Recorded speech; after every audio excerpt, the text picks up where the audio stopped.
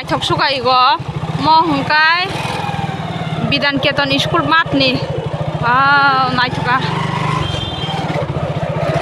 bidan keton school mat ni osamutai pendel naithoka mokolo ses aji bhabai suga ada terus tadi soalnya kak Maya, Oma. Muko, kumase 20 taka, 10 taka tema tu.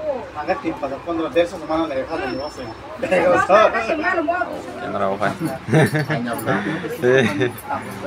ना थोड़ी बहुत सारा photo बनाऊंगा वो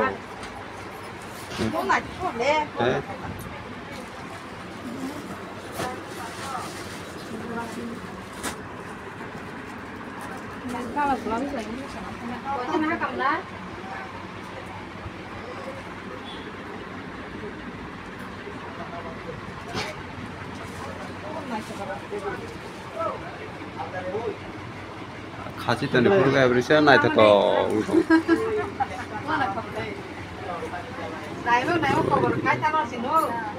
nggak enak kan no. Jangan semua enak kan.